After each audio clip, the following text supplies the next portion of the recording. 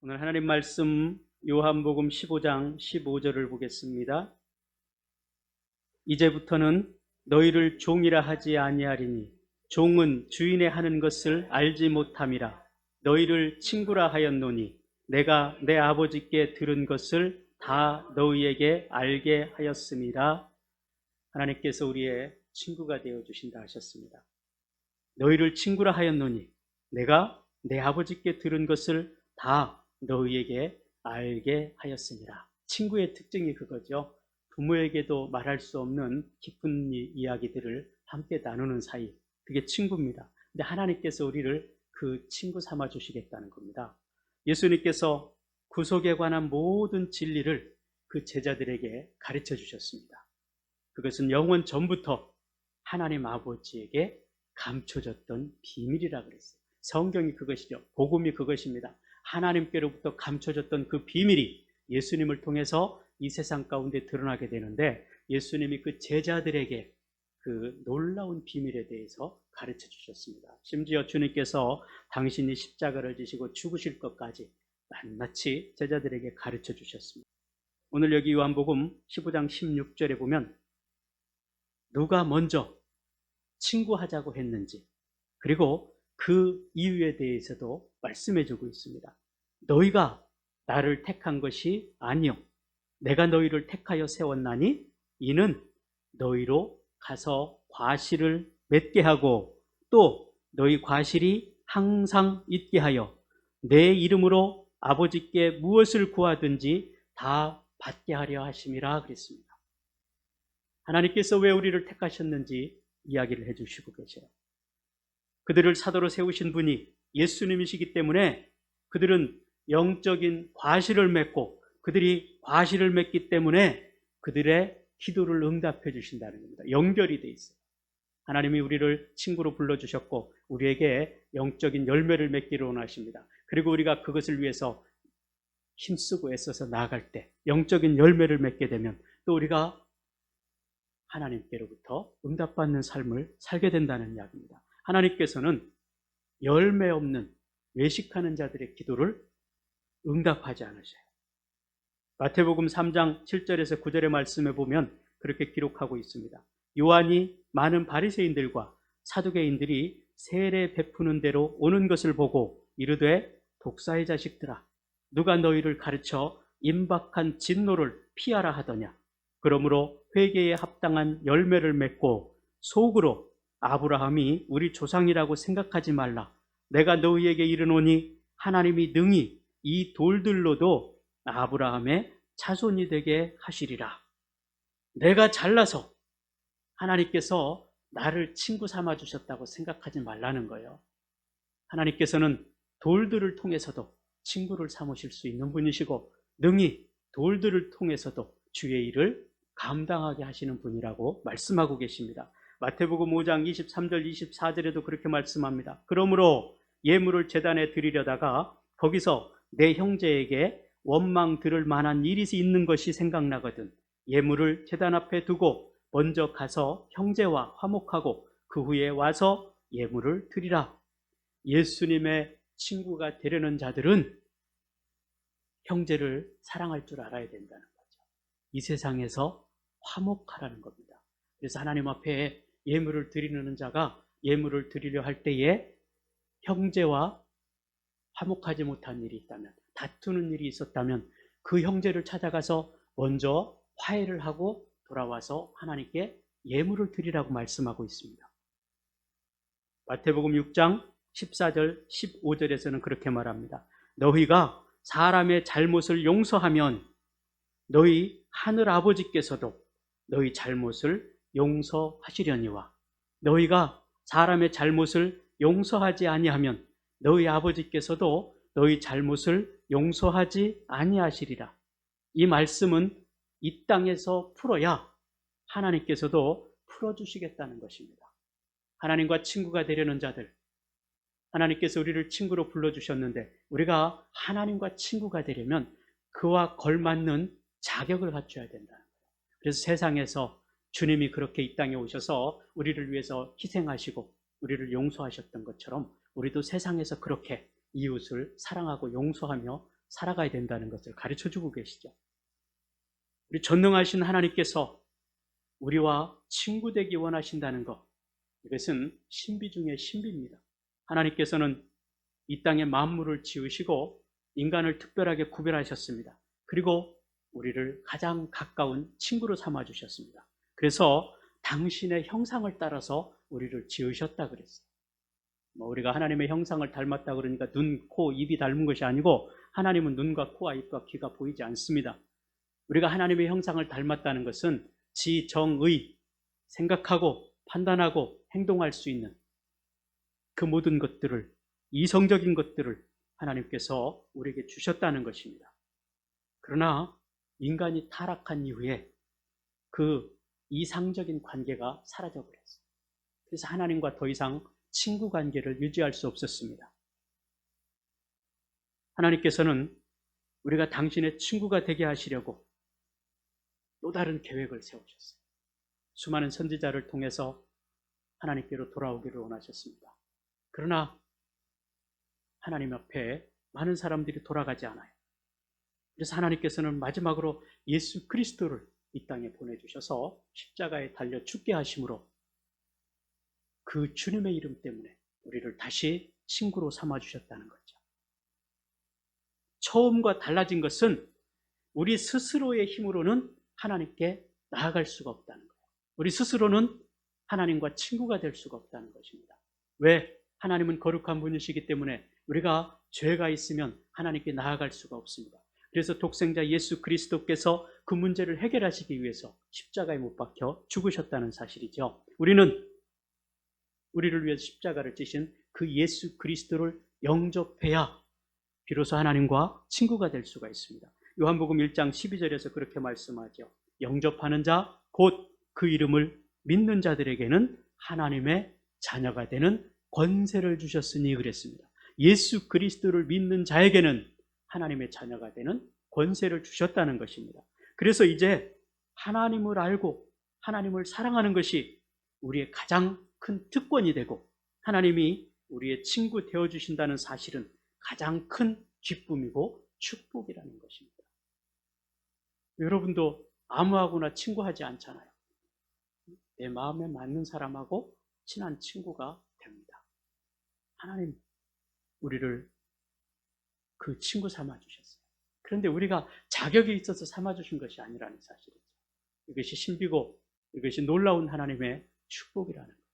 오직 예수 그리스도의 은혜를 따라서 우리를 당신의 친구로 삼아주셨습니다.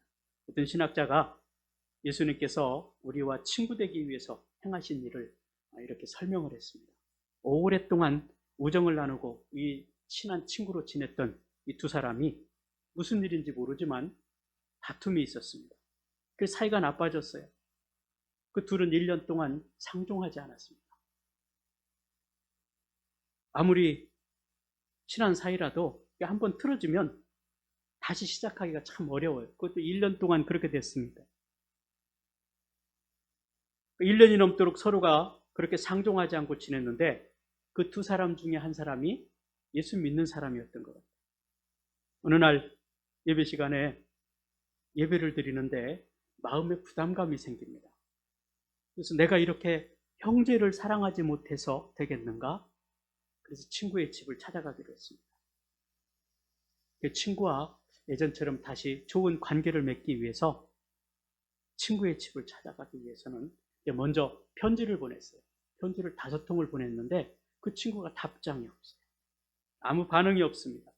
고민을 하다 못해서 이 사람이 눈보라가 몰아치는 어느 날 밤에 그 친구의 집을 찾아간 거예요. 그 친구 집이 그렇게 가깝지 않은데 그 먼 친구의 집까지 갔습니다.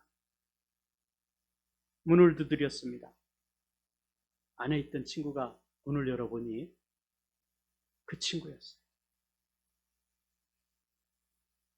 이 친구가 자기를 보기 위해서 먼 길을 와서 눈을 흠뻑 맞고 있습니다. 그래서 급히 그를 안으로 불러들였어요. 그 두 사람이 다시 우정을 회복하는데 10분이 채 걸리지 않았습니다. 한 사람이 너무 낮아진 자리에서 자기와 화평하기 위해서 찾아왔기 때문에 상대방의 마음의 문이 열렸다는 거예요. 그 앞에 마음의 문이 열리지 않을 사람이 없습니다. 예수님이 우리에게 그렇게 찾아오셨다는 거예요. 예수님이 우리에게 십자가를 지심으로 가장 낮은 자의 모습으로 이 땅에 오셔서 우리와 화해하기를 원하셨습니다. 그래서 먼저 우리에게 손을 내밀어 주셨어요. 그 손을 잡는 자들은 하나님의 친구가 된다는 거죠. 수잔 폴리스 슈츠라는 사람이 친구를 그렇게 정의했습니다. 친구는 내가 하는 모든 일에 영향을 주는 사람, 친구는 내가 생각하는 모든 것에 영향을 주는 사람, 친구는 즐거울 때 찾아오는 사람, 친구는 괴로울 때 찾아오는 사람, 친구는 항상 너를 격려해 주는 사람, 친구는 너와 경쟁하지 않는 사람, 친구는 너의 일이 뜻대로 되지 않을 때 위로해 주는 사람, 친구는 그가 없이는 자기 자신이 완전할 수 없는 또 다른 너 자신, 이렇게 표현했어요. 경쟁 관계가 아니고 도움이 되고 위로가 되고 그런 관계라는 거예요. 그래서 자꾸 보고 싶은 그런 관계, 오늘 주님과 우리와의 관계가 그 사랑의 관계로 이어져야 된다는 사실입니다. 오늘 본문에서는 예수님과 제자들과의 관계를 또 다른 표현으로 말씀을 해주시는 거예요. 이제부터는 너희를 종이라 하지 아니하고. 왜냐하면 종은 주인의 하는 것을 알지 못하기 때문에. 그렇죠. 종은 주인이 시키는 대로 하는 사람들입니다. 주인이 무슨 생각을 가지고 있는지, 주인이 무슨 일을 하려는지 알 필요도 없고 알려고도 하지 않습니다. 그러나 친구는 달라요. 너희를 친구라 하였노니 내가 내 아버지께 들은 것을 다 너희에게 알게 하였음이니라. 하나님으로부터 받은 모든 이야기들을 제자들에게 그대로 이야기해 주셨어요. 친구로 삼으시고. 예수님께서 이제 더 이상 우리를 종이라 하지 아니하고 친구라 불러주신다는 것입니다. 예수님이 우리를 친구로 불러주실 때는 조건이 있어요. 무조건이 아니에요. 그 조건은 오늘 15절을 읽었습니다마는 14절에 그렇게 말하고 있습니다. 너희는 내가 명하는 대로 행하면 곧 나의 친구라. 뭐 하면요? 내가 명하는 대로 행하면 나의 친구라. 하나님의 말씀을 따라 살아가면 하나님의 친구가 될 수 있다는 거예요. 그렇지 않으면 친구 관계가 유지될 수 없다는 이야기죠. 예수님께서 명령하신 말씀을 지키는 사람만 친구가 될 수 있다고 말씀하고 계시는 것입니다. 예수님께서 명령하신 것은 무엇일까요? 크게 세 가지가 있습니다. 하나는 천국 시민으로 살아가라 그럽니다. 우리가 이 땅에 살아가지만 하나님 나라 백성으로서의 삶을 살아가라는 거죠. 하나님의 대사로 우리가 가 있는 곳에 거기서 그렇게 살아가라는 거예요. 또 두 번째는 사랑하라는 명령입니다. 내 이웃을 내 몸과 같이 사랑하라. 세 번째가 전도 명령이에요. 예수님의 복음을 전하는 것. 이게 친구의 세 가지 조건입니다. 하나님의 백성으로 이웃을, 주님이 그렇게 하신 것처럼 이웃을 사랑하고 하나님의 복음을 전하는 삶. 이것이 친구가 해야 될 일이라는 거죠. 예수님의 친구가 되기 원하는 사람들은 예수님의 이 명령을 순종할 때 진정한 친구 관계가 형성이 된다는 사실입니다. 그러면 예수님께서는 친구가 되는 우리에게 무엇을 해주시는가? 13절에 보면 그렇게 말합니다. 사람이 친구를 위하여 자기 목숨을 버리면 이에서 더 큰 사랑이 없느니라. 예수님은 우리를 위해서, 친구된 우리를 위해서 목숨을 버리셨다는 겁니다. 친구가 어려울 때 도움을 주는 사람이라고 했어요. 친구가 외로울 때 위로해 주는 사람이라 했습니다. 친구가 기뻐할 때 함께 기뻐하고 슬퍼할 때 함께 슬퍼해 주는 사람. 하나가 되는 사람.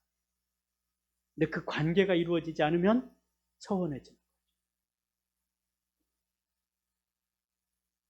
하나님께서는 이 성경에 나와 있는 사람들, 그 사람들을 친구라고 이렇게 부를 때가 많이 있습니다. 많은 사람들을 그렇게 부르셨어요.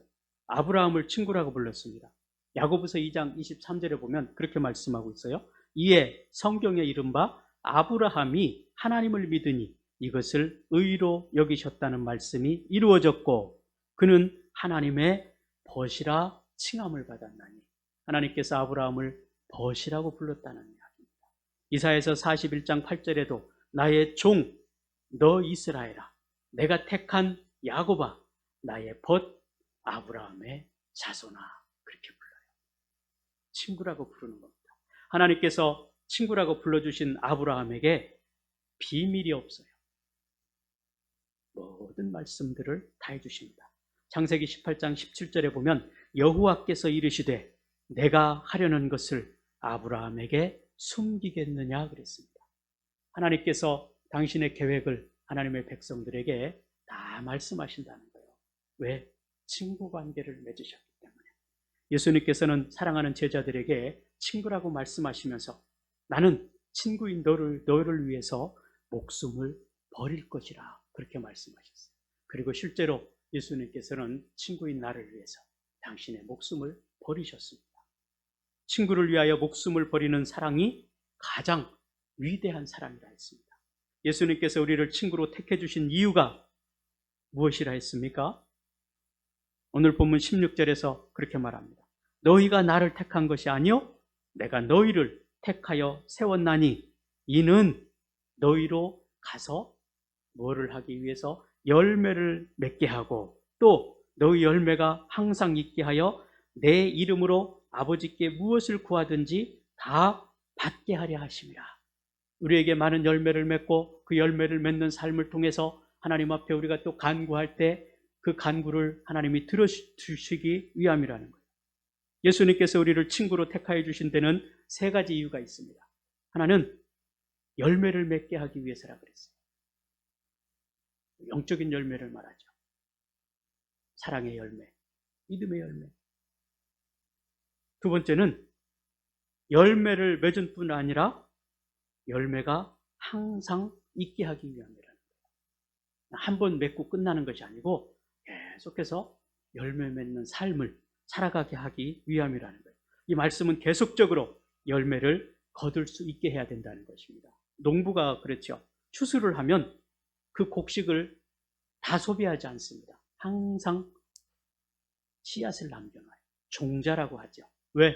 내년 봄에 다시 밭에다 심어야 되기 때문에. 성령의 열매도 마찬가지입니다. 한 번 맺는 것으로 끝나는 것이 아니라 그 성령의 열매가 항상 우리 안에 있어야 돼요. 그래서 충만함이 있어야 되는 거예요.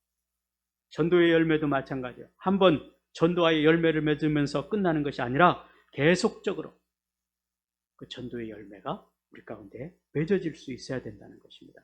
그래서 이 땅에 교회가 계속해서 성장해 가야 되는 거죠. 그것을 위해서 우리를 불러주셨고 우리를 친구로 부르신 겁니다. 또 세 번째로는 기도 응답을 받게 하기 위함이라고 그랬어요. 우리를 친구로 택해 주신 것이 기도에 응답을 주시기 위함이라는 거예요. 우리를 뭐 일 시켜 먹고 부리려고 하는 것이 아니고 풍성한 열매를 맺고 하나님이 우리의 간구를 들어주시기 위해서 우리를 불러주셨고 그래서 가장 친밀한 친구라고 부르신다는 겁니다.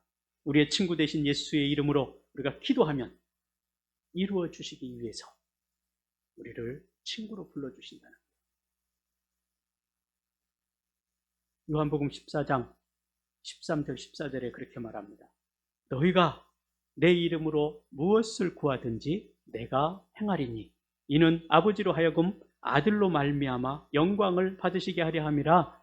내 이름으로 무엇이든지 내게 구하면 내가 행하리라. 요한복음 15장 7절에서도요. 너희가 내 안에 거하고 내 말이 너희 안에 거하면 무엇이든지 원하는 대로 구하라. 그리하면 이루리라. 우리가 하나님 앞에 있고 하나님께서 나와 함께 하실 때 모든 일들이 풍성하게 이루어질 것이라는 겁니다. 친한 두 친구가 있었습니다. 같은 마을에서 태어나고 같은 학교를 다니고 중마고우로 지냈습니다. 군대도 같이 가게 됐어요. 그때 월남전이 터졌습니다. 둘은 같은 부대원이 되어서 월남전에 참전하게 됩니다. 많은 전투를 함께 치릅니다. 죽을 고비도 넘겼습니다. 그러던 중에 이제 전쟁의 막바지가 있는데 마지막 전투에 참가하게 됩니다.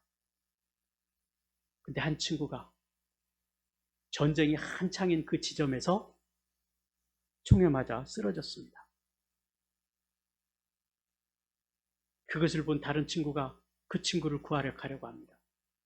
그때 소대장이 말렸어요. 가면 너까지도 위험해진다. 가지 말아라. 그러나 이 친구는 그 소대장의 말을 듣지 않고 그 친구를 데리러 그 격전지로 들어갑니다. 그래서 그 친구를 업고 오는데 본인도 총에 맞았습니다. 그가 피범벅이 되어서 그 친구를 업고 이제 참으로 돌아온 거예요. 등에 업혔던 친구는 이미 죽어 있었습니다. 그 친구를 업고 온 이 친구도 총에 맞아서 숨을 헐떡이며 피를 흘리고 있습니다. 화가 난 소대장이 그렇게 말했어요. 왜 말을 듣지 않고 그렇게 무모한 짓을 했느냐. 그러나 이 친구는 환한 미소로 답을 했습니다. 그리고 가쁜 숨을 헐떡이면서 그렇게 대답합니다. 저는 큰 이득이 있었습니다. 그 친구가 저에게 이렇게 말했습니다. 내가 올 줄 알았어. 예수 그리스도는 나를 위해 이 땅에 오셔서 당신의 목숨을 버리신 진정한 친구셨습니다. 주님이 그렇게 우리에게 다가오셨기에 우리가 새 생명을 얻고 하나님의 자녀로 이 땅에 살아간다는 사실이죠. 하나님께서는 우리와 가장 친한 친구가 되기를 원하십니다. 우리가 그 하나님 앞에 온전함으로 나아가서 하나님의 친구답게 이 땅을 승리하며 살아갈 수 있기를, 그래서 주님이 원하시고 기뻐하는 그 일들을 우리가 행할 수 있기를 원합니다. 하나님께서는 우리에게 하나님이 무슨 일을 행하시려는지를 다 말씀하셨어요. 우리가 그 말씀을 듣고 하나님과 동역하는 친구로서 하나님의 뜻을 이루어 살아갈 수 있는 거룩하고 복된 성도의 삶이 되어야 될 것입니다. 그래서 사도 바울은 말했습니다. 쉬지 말고 기도하라. 우리가 하나님의 뜻을 알려면 끊임없이 기도해야 돼요. 하나님의 말씀을 묵상하라 그랬습니다. 하나님의 말씀을 끊임없이 듣고 읽고 묵상을 해야 하나님의 생각을 알 수 있습니다. 하나님의 뜻을 알 수 있습니다. 그래야 진정으로 하나님과 가까워질 수 있다는 이야기.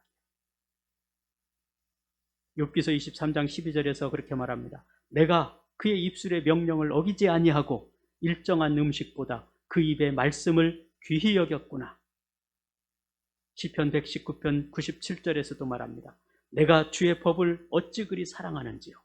내가 그것을 종일 묵상하나이다. 다윗의 고백이에요.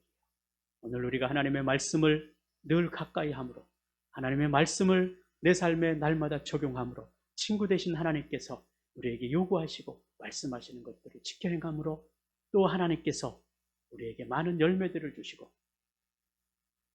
그 열매 맺는 삶을 통해서 우리가 또 하나님께 기도할 때에 그 기도를 들으시고 응답해 주시는 이 놀라운 축복의 삶이 우리 가운데 일어날 수 있게 되기를 바랍니다. 친구는 비밀을 함께 나누는 사이라고 그랬어요. 하나님과 비밀이 있어서는 안 되겠죠. 내 모든 것들을 하나님 앞에 맡기고 하나님의 뜻을 구하는 사람, 그것이 진정한 하나님의 친구가 될 것입니다. 하나님께서는 아브라함, 다니엘, 바울 제자들에게 당신의 비밀을 다 말씀해 주셨어요. 예전에는 감춰졌던 비밀인데 그걸 다 보여주셨습니다. 누구에게? 친구로 삼은 자들에게. 우리는 기도와 묵상의 통로를 통해서 이 하나님의 비밀을 함께 나누는 좋은 친구가 되어야 될 것입니다. 그것을 위해서 우리를 부르셨고 우리를 진정한 그 친구로 삼기 위해서 예수님을 우리에게 보내주셨다는 사실, 이걸 잊지 아니하고 오늘도 주님의 말씀을 쫓아서 우리가 승리의 삶을 살아갈 수 있게 되기를 바랍니다. 우리 이 시간 함께 기도하겠습니다. 하나님께서 우리를 친구 삼아 주시고 우리를 통해서 하나님의 놀라운 일들을 이루시기를 원하십니다. 하나님, 우리가 주님의 나라를 세워가게 하여 주시옵소서. 주의 은혜를 따라 살게 하여 주시옵소서. 성령의 능력을, 성령의 역사를 힘입어 살게 하여 주시옵소서. 또 내게 맡겨주신 사명이 있습니다. 나를 친구로 부르시고 내게 부탁하신 말씀이 있습니다. 그 말씀을 온전히 이루어 살아갈 수 있게 하여 주시옵소서. 그래서 내가 주님의 뜻을 이루고 하나님께서 우리 교회를 세워주셨고 우리 교회를 통해서 하나님의 놀라운 일을 이루시기를 원하십니다. 그 중심에 나를 세워주셨습니다.